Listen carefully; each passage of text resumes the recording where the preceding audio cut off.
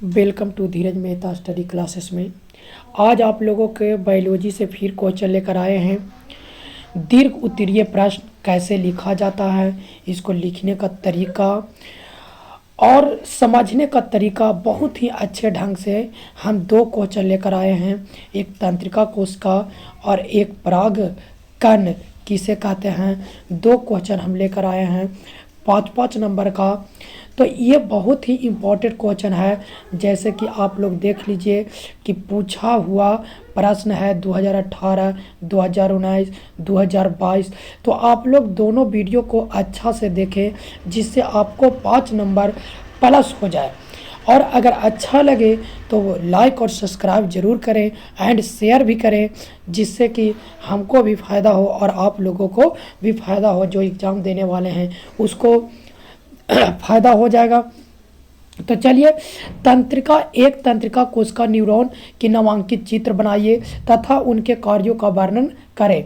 तंत्रिका कोशिका की रचनात्मक और क्रियात्मक इकाई को न्यूरॉन कहते हैं।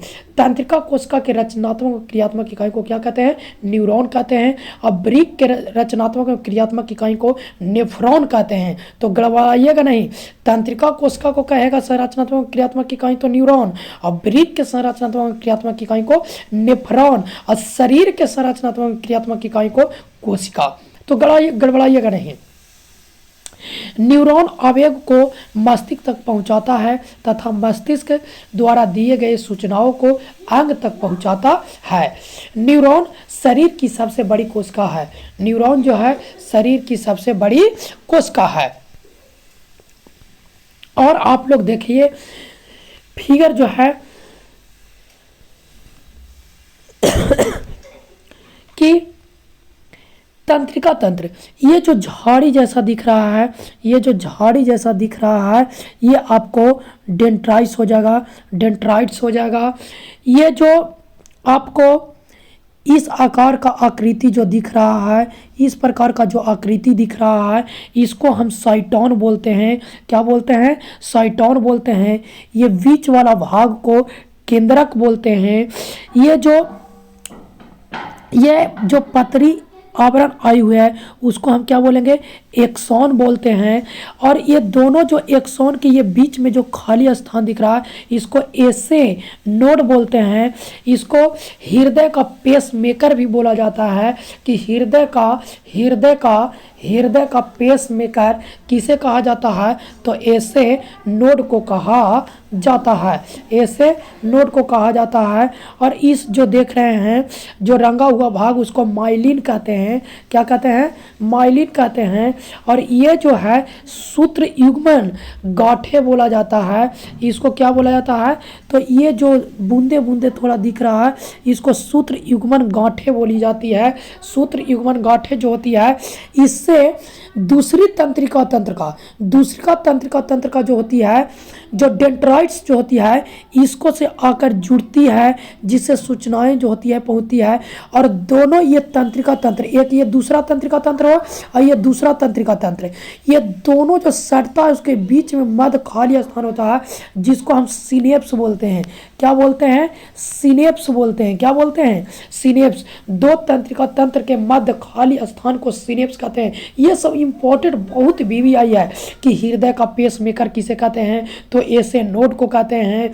तो तंत्रिका तंत्र के मध्य खाली स्थान को क्या कहते हैं, तो सिनेप्स कहते हैं। ये सब बहुत इंपॉर्टेंट क्वेश्चन ऑब्जेक्टिव बनता है। अब इसका हम कार्य विधि का वर्णन करेंगे कि शरीर के किसी भी हिस्से से सूचना को दिमाग तक पहुंचाना हो तो डेंड्राइट्स सूचना को ग्रहण करता है। जो डेंड्राइट्स हम बताएं, ये जो डेंड्राइट्स है उस सूचनाओं का ग्रहण करने का कार्य करती है, ग्रहण करने की कार्य करता है। और साइटोन जो है, ये जो साइटोन है, साइटोन जो होता है, साइटोन के पास भेजा जाता है। साइटोन सूचनाओं को ग्रहण करता है और साइटोन के पास भेज देता है। साइटोन में एक गुण होता है, कि ये सूचना को विद्युत आवेग में बदल देता है। स्वीटॉन के पास एक गुण होता है कि यह सूचना को विद्युत आवेश में बदल देता है, तब यह सूचना एक्सॉन से होकर सूत्र युग्मन गांठ तक पहुंचता है। ये सूत्र युग्मन जो है ये गांठ तक पहुंचता है, सूत्र युग्मन गांठ तक पहुंचता है, तब सूचना एक से दूसरे न्यूरॉन तक पहुंचता है।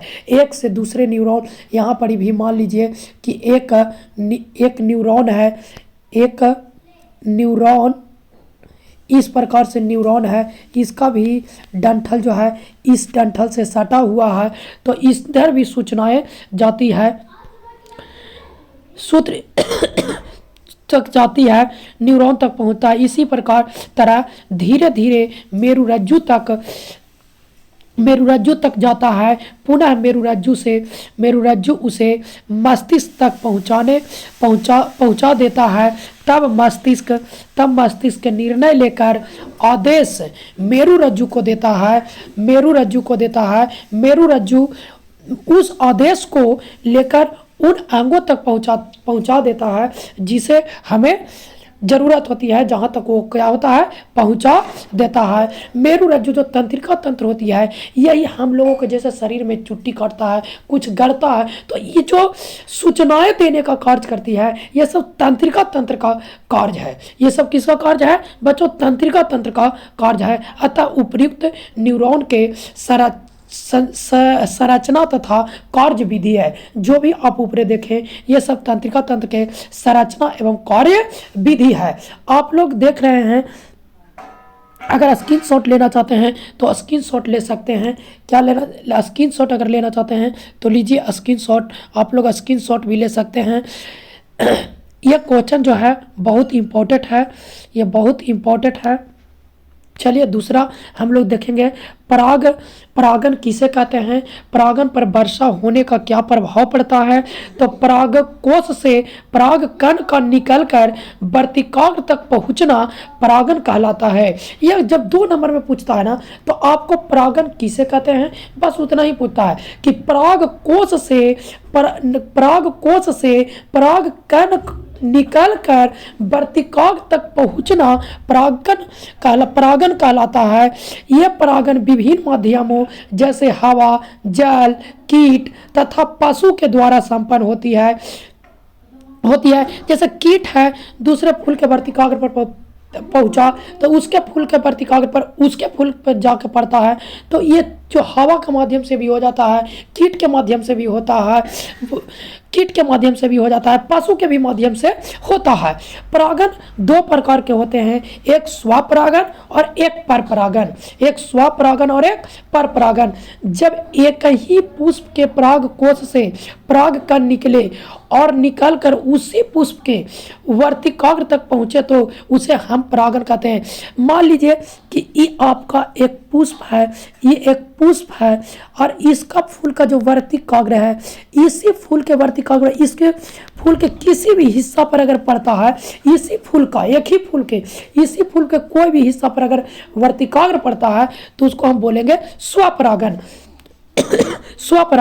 लेकिन परपरागन जब एक पौधे के पुष्प से परागन निकलकर दूसरे पौधे के वर्तिकाग्र तक पहुंचता है तो उसे परपरागन कहते हैं।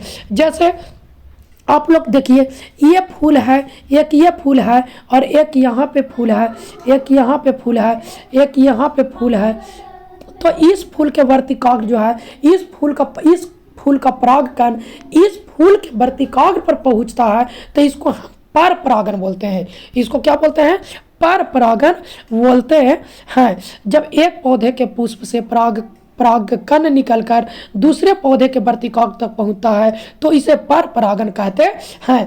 परागकण पर वर्षा का प्रभाव, वर्षा होने के बाद परागन घुलकर मिट्टी में चिपक जाएंगे और परागन नहीं हो पाएगा, क्योंकि वर्षा होगा तो परागन धुलकर मिट्टी में चल जाएगा और उससे चिपक जाएगा, जिससे वह परागन फिर नहीं हो पाएगा। अतः उपर्युक्त परागन का विवरण है, तो इसको भी आप लोग स्क्रीनशॉट लेना चाहते हैं तो इसको भी आप लोग स्क्रीनशॉट ले लीजिए।